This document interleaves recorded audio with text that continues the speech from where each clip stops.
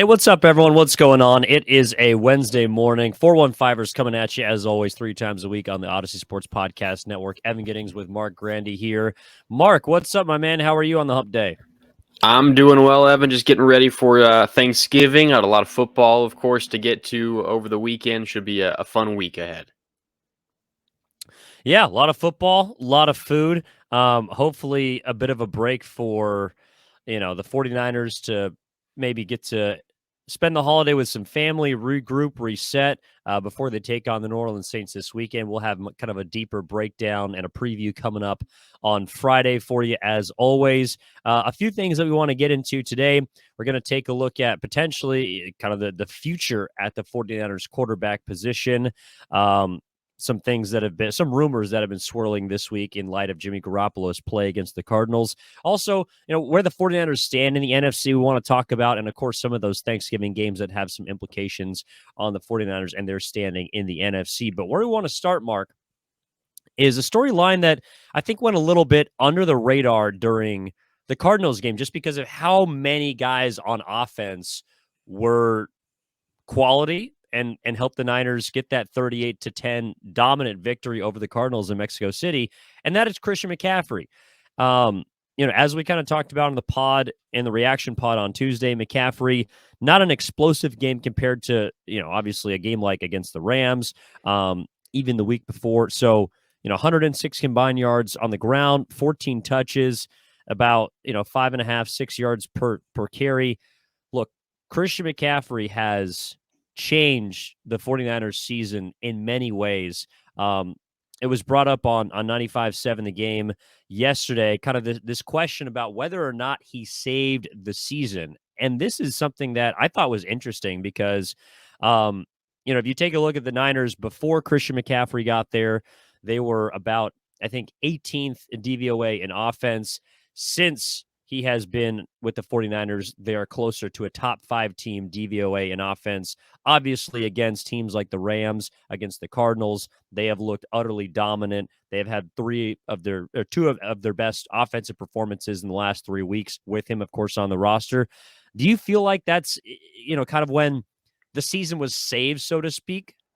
I think it's no coincidence that the team has started playing better when he got on this team and when he specifically, filled in as the team's starting running back. I think it also kind of coincides with when the team is getting healthier, but still, I mean, Christian McCaffrey is a driving force behind this. I mean, you just look at some of the raw numbers. Pre-McCaffrey, the 49ers were averaging about 20 points per game. Since trading for McCaffrey, they're now averaging over 28 points per game. Their third down conversion, pre-McCaffrey, 41%. Now 55% post-McCaffrey, from McCaffrey being traded on.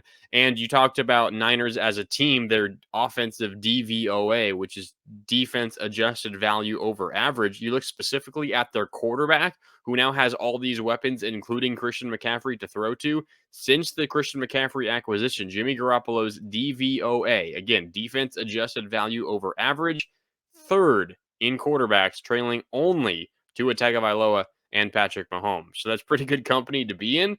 I think there are kind of a confluence of factors here, but certainly a leading force behind it all, whether or not that he's scoring touchdowns, it's Christian McCaffrey, because what he does for this offense, it isn't just in the yards that he creates, it's in the opportunities that he creates for others. It's in the openings that Deebo Samuel has, that George Kittle has, that Brandon Ayuk has.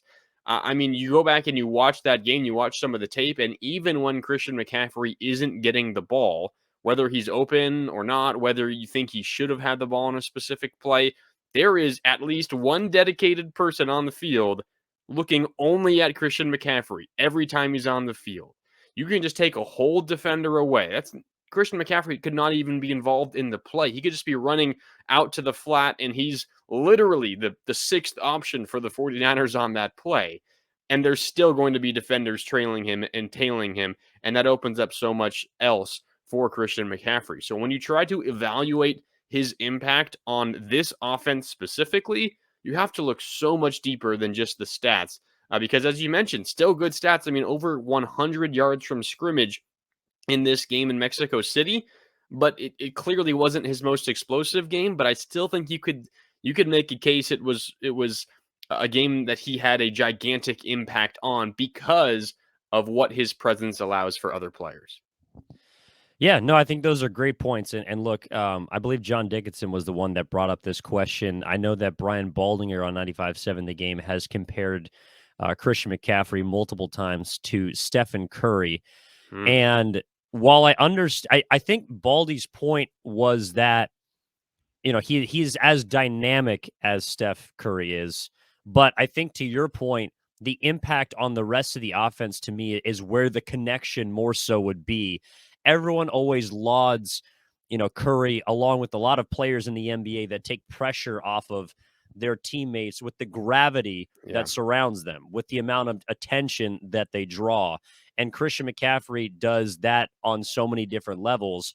Even if Kyle Shanahan wants to deploy him as a decoy and send him out wide, which he's done multiple times, I understand he set quite a high bar against the Los Angeles Rams as far as the type of games, production wise, that he has.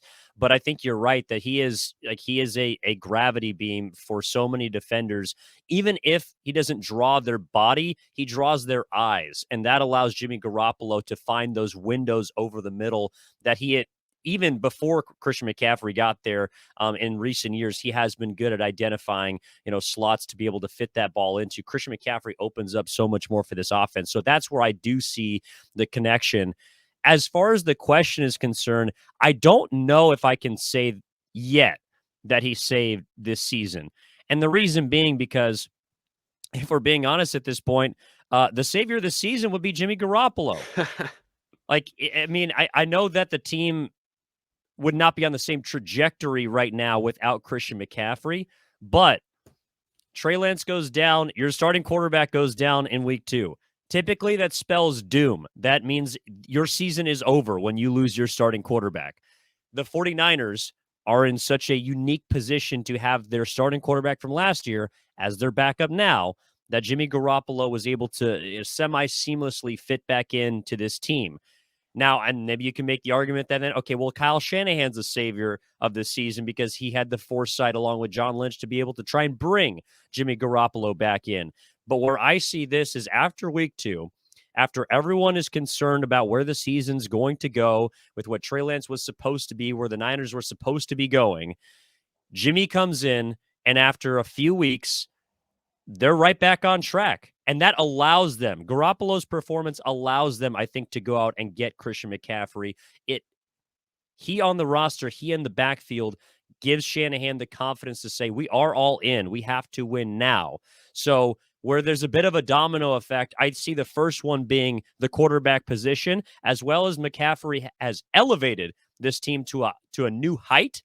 I cannot say that he has saved the season because that was already done by Jimmy G.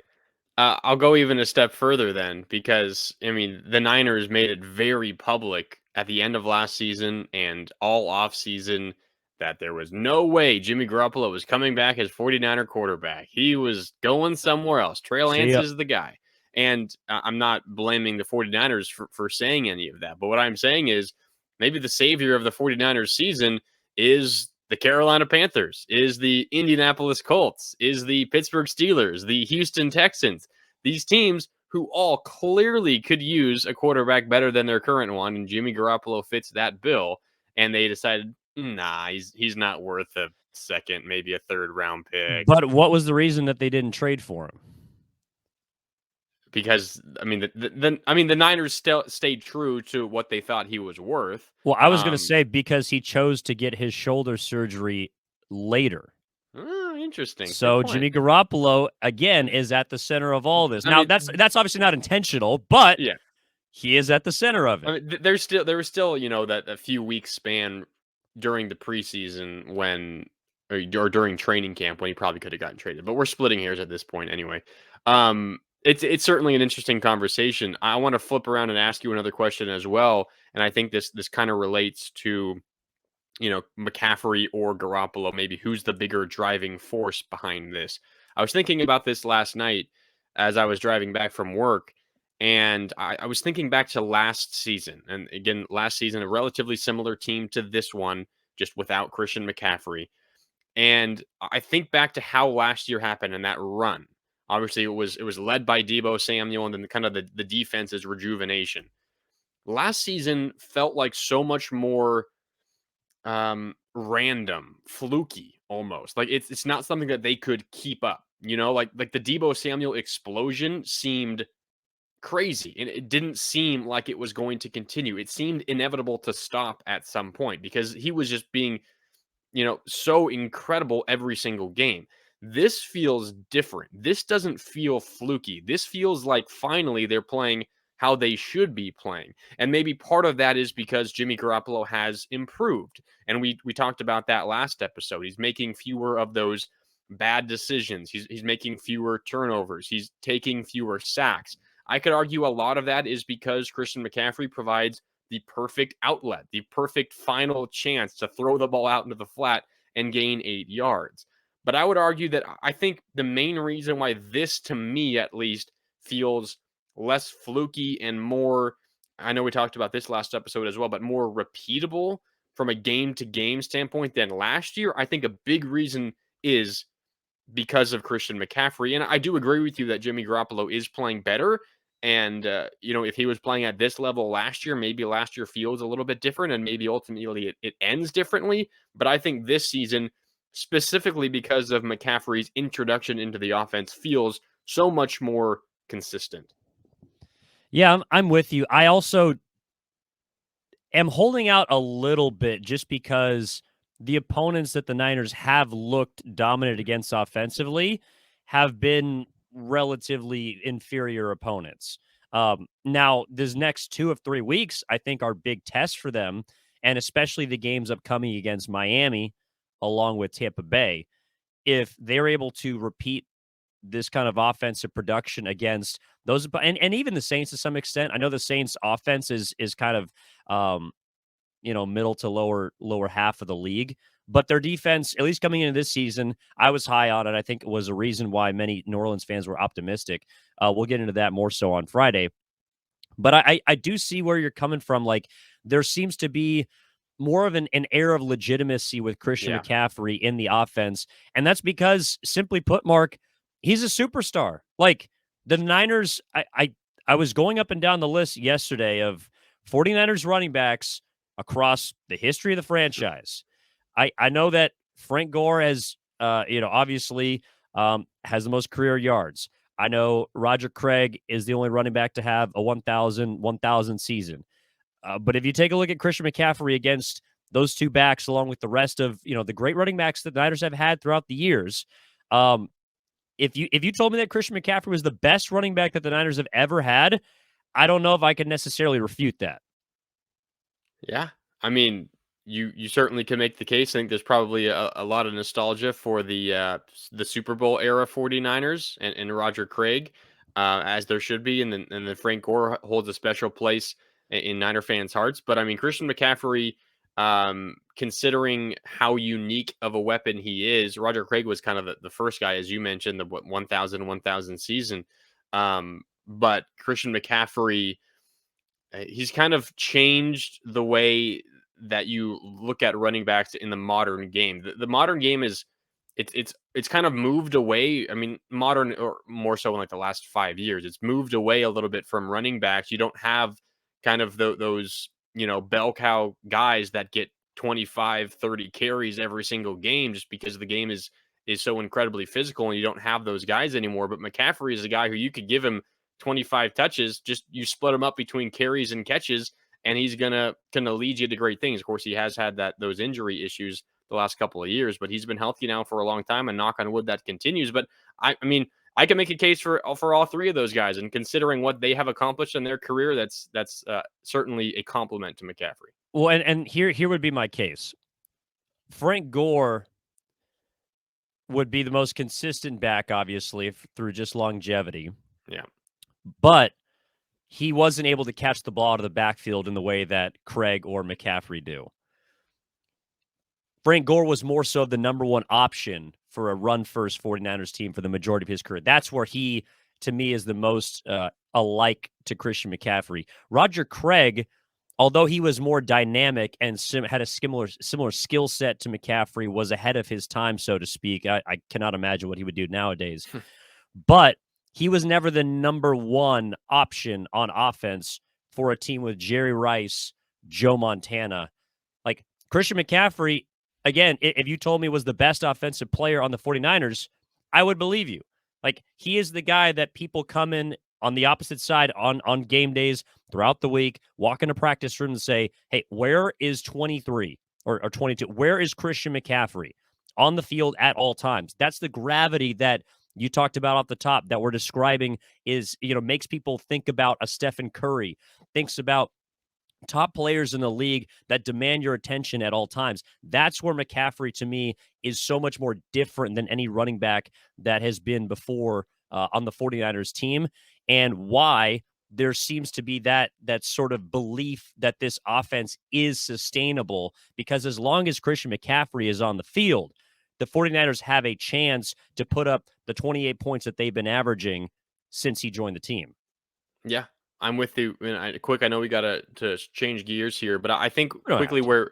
where McCaffrey, um, his impact, I think maybe is you don't quite appreciate just how impactful it is. Say there's a 2nd and 9 play. Niners gain 1 yard on a first down rush, whether it was a McCaffrey rush or anyone, doesn't matter. They gain 1 yard at 2nd and 9. Defense brings a blitz on 2nd and 9. The Niners are throwing, and Garoppolo's under pressure. I think this is a situation where in years past, last year or even before the McCaffrey acquisition this season, Garoppolo gets flustered. We talked about those happy feet that he has, and he gets sacked. He can't get out of the pocket. He can't throw the ball away. He loses 8 yards. It's now 3rd and 17. The drive's essentially over. Instead, what's happening now in those situations on 2nd and 9, he's facing pressure. There's a blitz coming. Guess who's suddenly open in the flat and can catch anything thrown in a 10-yard radius? It's Christian McCaffrey. He is the ultimate, safety blanket. He's the ultimate last-ditch effort, last-ditch outlet for a quarterback. And not only does he catch it and avoid an 8-yard loss, but he'll get you 8 yards. He'll get a first down on 2nd and 9, and he'll move the chain. So it's not only just the yards and the numbers that he's putting up, it's the situations that he is avoiding putting the 49ers in.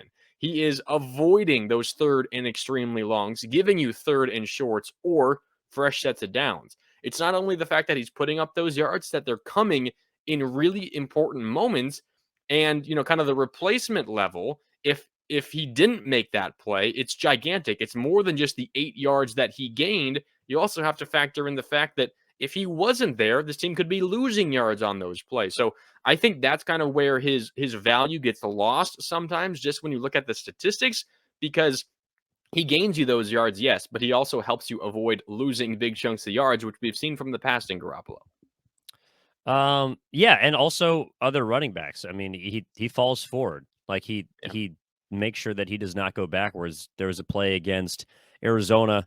It was like a zone run read to the right, and he should have lost 3 yards in the play. Like the Cardinals blew it up, and McCaffrey like kind of moved Juszczyk in the backfield. He just kind of patiently waited, moved Juszczyk with his hand, guided him to where he should be making the block, so that McCaffrey could cut it upfield. And it was like a 2-yard gain, but those are the type of plays that you're talking about where it's like you should have lost 3 yards. You should be behind the sticks, should be 2nd and 13, and instead it's 2nd and 7, which is obviously a much better position for the 49ers. So there's a lot of that with Christian McCaffrey.